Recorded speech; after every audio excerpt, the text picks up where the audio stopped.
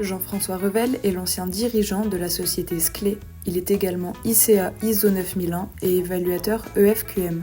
Il a présenté les approches déployées au sein de Sclé pour connecter la stratégie au processus, pour développer l'implication de tous les collaborateurs et pour développer l'auto-évaluation. Bonsoir à tous, un grand merci pour cette invitation. À l'heure actuelle, Clé par abréviation, c'est en fait une filiale du groupe Bouygues. Bien que dans un grand groupe structuré avec des règles de gestion particulières, on a malgré tout réussi à implémenter la méthodologie que je vais vous montrer.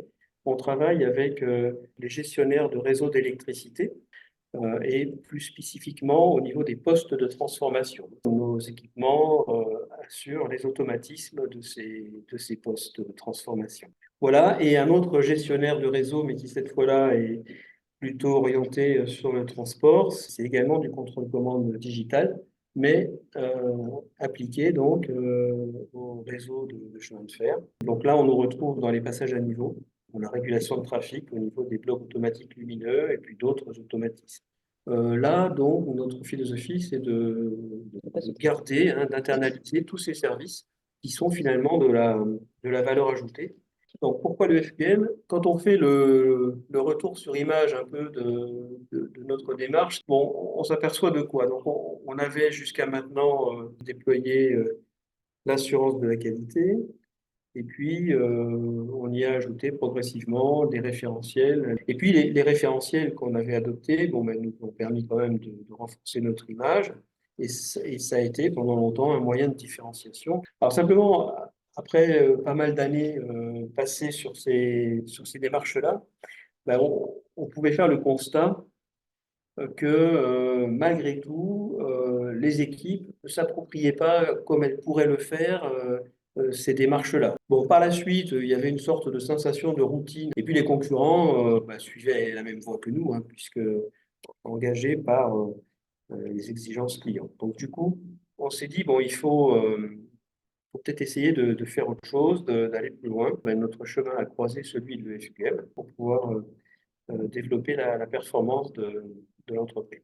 Donc, concernant le FQM, c'est un modèle qui est axé conduite du changement, amélioration de performance, et qui a vraiment un spectre, si vous voulez, orienté toute partie prenante. Le modèle tel qu'il existe aujourd'hui, il y a un pôle qui s'appelle orientation, un pôle opération, et puis une partie résultat, qui va nous permettre de voir si tout ce système fonctionne bien et permettre ensuite de prendre des décisions. Donc, il y a 5 critères facteurs et puis 2 critères résultats. Alors, dans l'approche EFQM, pour évaluer une organisation, eh bien, on va mettre en place la méthode radar. On regarde où on en est.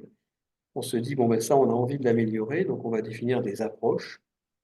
Ces approches, une fois qu'elles sont définies, pertinentes et en ligne avec la stratégie, on va les déployer et on va faire la revue des actions qu'on aura menées et on va aussi apprendre du déploiement de ces actions. Et enfin, on va examiner les résultats pour voir si on a finalement atteint les objectifs qu'on s'était fixés. En regardant tout ce qui a été fait dans la société, on s'est aperçu qu'il y avait 2 choses qui étaient absolument fondamentales. Alors j'ai appelé ça règle pour dire que dans une entreprise, on a besoin de valeurs et on a besoin de chartes.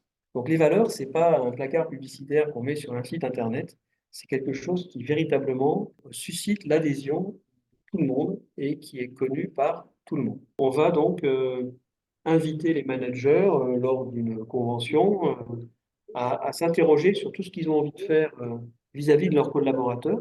Et puis, on va en déduire donc une charte.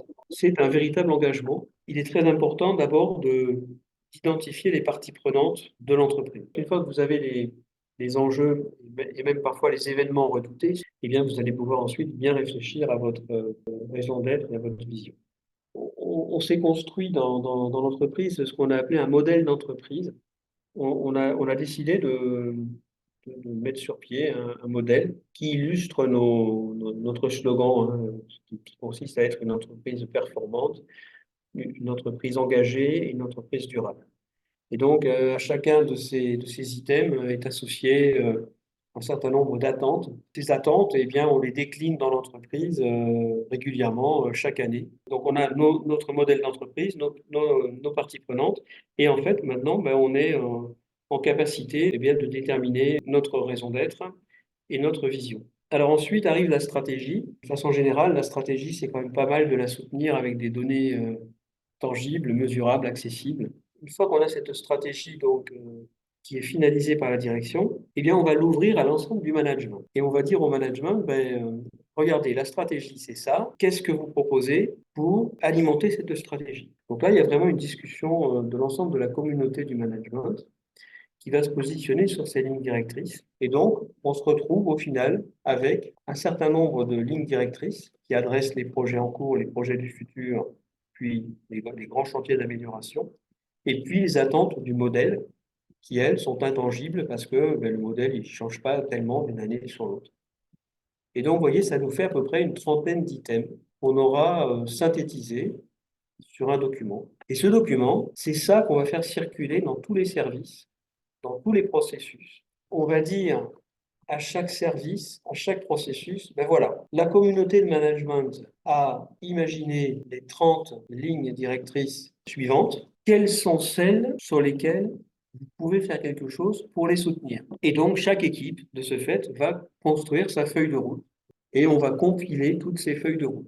Mais ce qui est très intéressant, c'est que quand vous avez fait ça, eh bien, le processus, il sait exactement ce qu'il doit faire, puisqu'il a décidé lui-même de la façon dont il allait alimenter les attentes de la stratégie.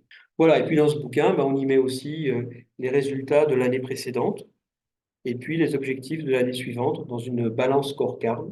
Chaque processus durant l'année, donc dans les revues de processus, va prendre sa feuille de route à chaque fois et regarder quelles sont les actions qui ont été déployées, de façon à ensuite consolider une balance scorecard, dont un exemple est montré en bas. Et là, en septembre, on fait ce qu'on appelle une auto-évaluation. Donc là, on va réunir l'ensemble de la communauté de management. Et donc, ça permet, avant d'atteindre la fin de l'année, de voir un peu où on en est.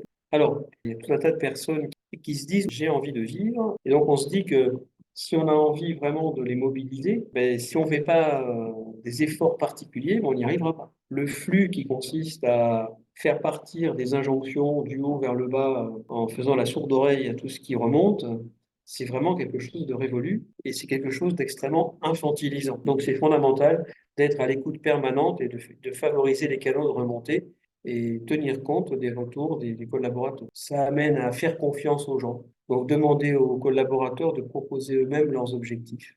Et puis, les fruits de tout ça, c'est des collègues qui sont heureux qu'on leur fasse confiance, qu'on les écoute, qui sont fiers de leur boîte. Au final, tout ce que je vous ai présenté en amont, ça donne finalement cette espèce de cycle en V. Donc, comme vous pouvez le voir, les collaborateurs, on les écoute sur les valeurs, sur les opinions. Après, vous avez des éléments qui sont liés à la géopolitique, à l'innovation, au marché. Et donc là, on s'est arrangé en interne pour nommer des groupes d'experts qui ont pour mission de faire une synthèse sur ces aspects-là pour éclairer le COMEX sur la vision de l'entreprise. Et au final, le CODIR, donc, qui prend en compte la stratégie.